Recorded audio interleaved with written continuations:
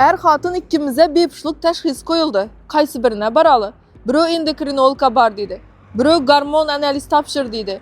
Biri общий analiz tapşır dedi. Sarson bulduk gap gedip bir obunachimiz yazıp beripti. Sarson bo'lmaysiz, avara bo'lmaysiz. Sizlar uchun zo'r yangilik. Zurriyat shifo klinikasına kelasiz. Hamma ishingiz bir joydan bitib ketadi. Haqiqatdan ham obunachilar Zurriyat shifo klinikasına keladigan bo'lsangiz, hamma ishingiz bir joydan bitib ketadi.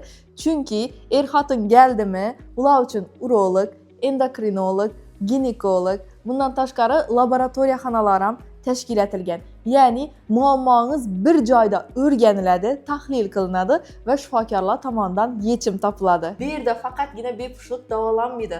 Xotin-qizlarimizda ko'pincha klimaks davridagi muammolar davolanadi.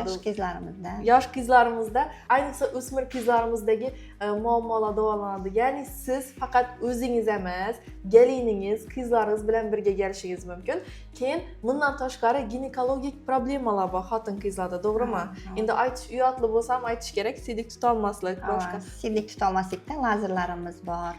Masalan, ko'p odam hozir namoz o'qiydan, haj safarlaridan boradi. Agar siydik tutolmasa, u o'zini amallarini yaxshi qila olmaydi. To'g'ri.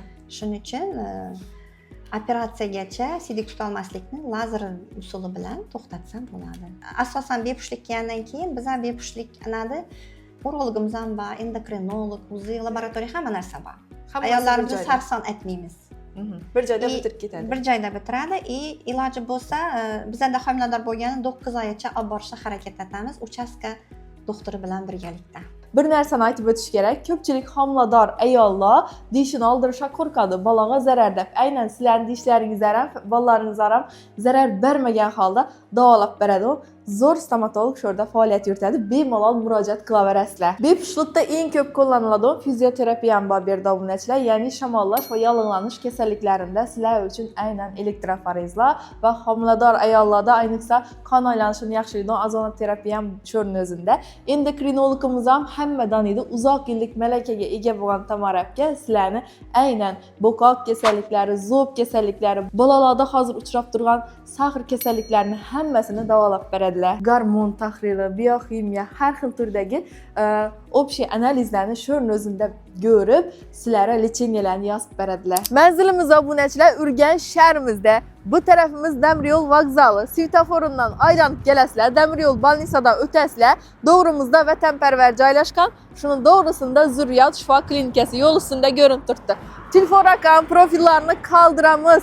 Bu yangilikni xuddi shunday muammosi bor yaqinlara yuborib qo'yamiz. Er xotin ikkimize bepushtlik teşhis koyuldu. Qaysi birine baralı. Biri endokrinologga bar dedi. Biri gormon analiz tapşır dedi. Biri общий analiz tapşır dedi. Sarson bulduk gap gedip bir obunachimiz yazıp beripti. Sarson bo'lmaysiz, avara bo'lmaysiz. Sizlar uchun zo'r yangilik. Zurriyat shifo klinikasına kelasiz. Hamma ishingiz bir joydan bitib ketadi. Haqiqatdan ham obunachilar Zurriyat shifo klinikasına keladigan bo'lsangiz, hamma ishingiz bir joydan bitib ketadi.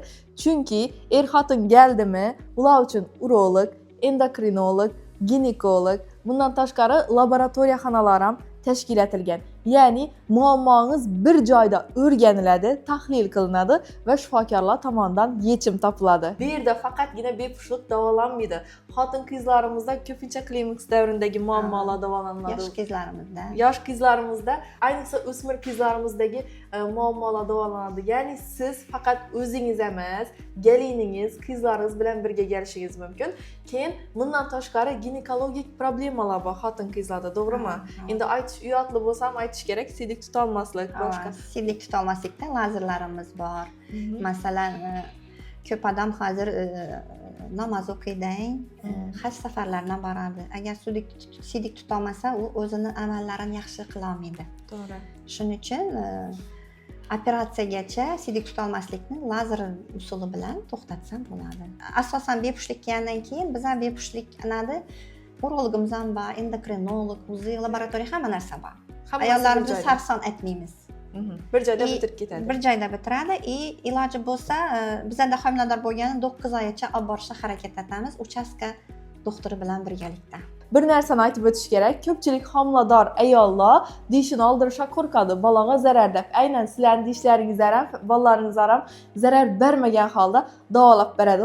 zo'r stomatolog şurada faoliyat yuritadi. Bemalol murojaat qilaverasizlar. Bepushtlikda eng ko'p qo'llaniladigan fizioterapiya bor bu yerda obunachilar, ya'ni shamollash va yallig'lanish kasalliklarida sizlar uchun aynan elektroforezlar va homilador ayollarda ayniqsa qon aylanishini yaxshilaydigan ozonoterapiya ham sho'rni o'zida. Endokrinologimiz ham hammadan edi uzoq yillik malakaga ega bo'lgan Tamarabga sizlarni aynan bo'qoq kasalliklari, zo'b kasalliklari, bolalarda hozir uchrab turgan sag'ir kasalliklarini hammasini davolab beradilar.